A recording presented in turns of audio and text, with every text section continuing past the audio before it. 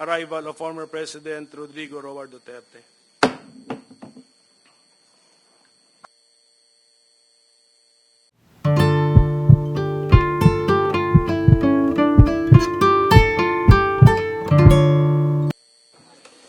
Sige, magandang umaga po.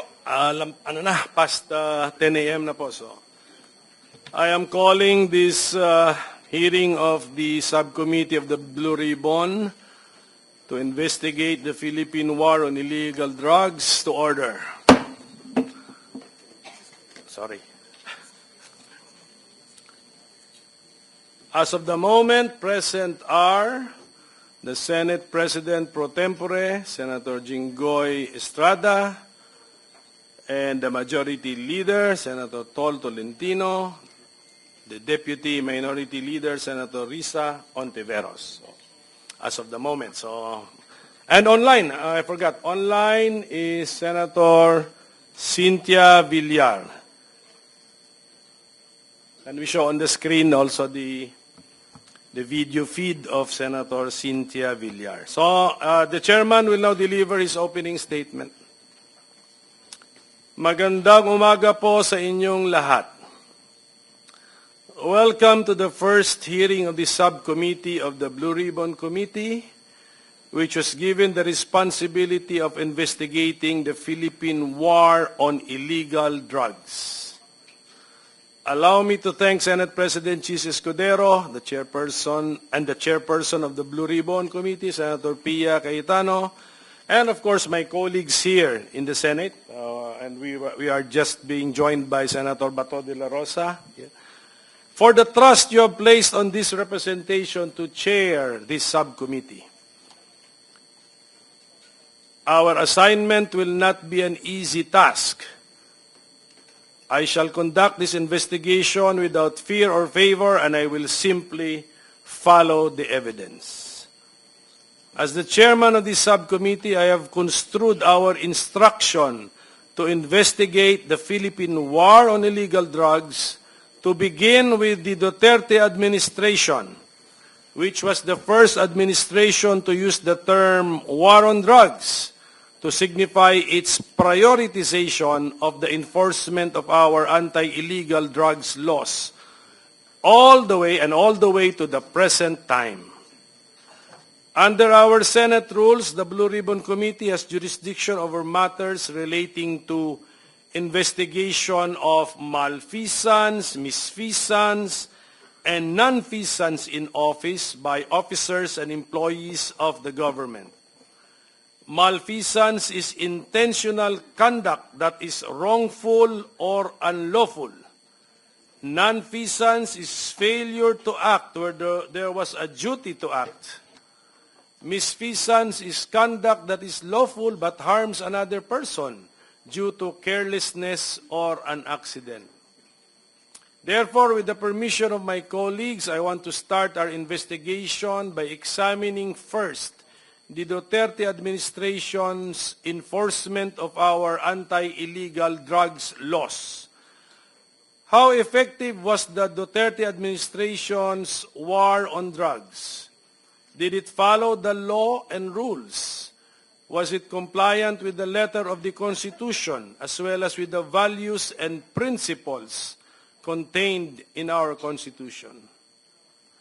I am thankful to the House of Representatives Quadcom because I believe they have saved us a lot of time with the allegations which have been made before them, many of which we can take notice of for being of public knowledge, a la judicial notice. We can take notice of the grievances of people. Our hearings will be an opportunity for those who have been accused of malfeasance, misfeasance, or nonfeasance, or even just put in a bad light to respond to the allegations should they wish to do so. These hearings will also give the senators a chance to find out more about how the Philippines conducts its drug wars, which is a matter of great public interest. Let us remember what the Constitution tells us. Public officers and employees must at all times be accountable to the people. Serve them with utmost responsibility, integrity, loyalty, and efficiency. Act with patriotism and justice, and lead modest lives. The state shall maintain honesty and integrity in the public service and take positive and effective measures against graft and corruption. According to a case by the Supreme Court, it bears to emphasize that public office is a public trust. Thus, public officers are exhorted to, at all times, serve the public with transparent accountability.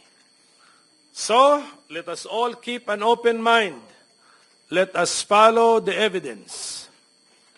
With thousands of deaths caused by the Duterte administration's war on drugs, we have caused one death too many. Sobrang dami naman ata niyan para sabihin lamang na nanlaban lahat. We don't even have the death penalty on our statute books. And even assuming that we had this, the state would not have executed more than 6,000 death convicts in 6 years. No state with a conscience would have done this, and this would have merited international condemnation. Let us therefore answer the cries for justice from our people. Let us reform not just the Philippine National Police, but the entire notion of public service. Ang sabi, public office is a public trust. Ano bang ibig sabihin nito?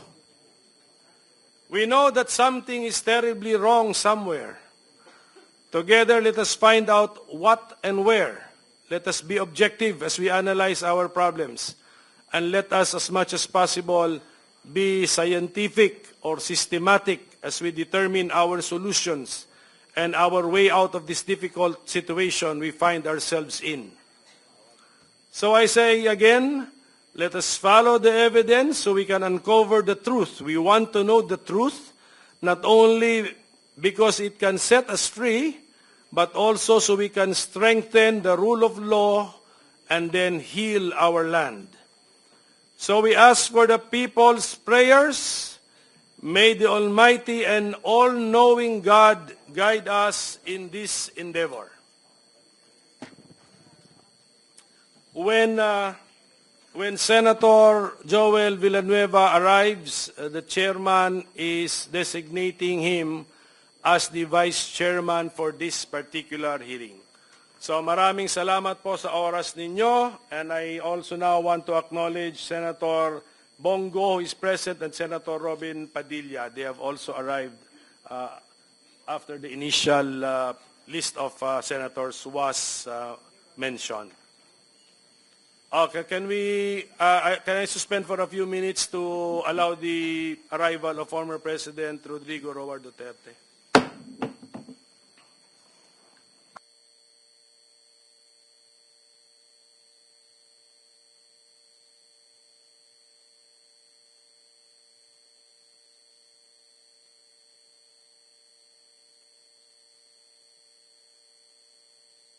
Sige, okay. We will also, to give the other invitees time to come in,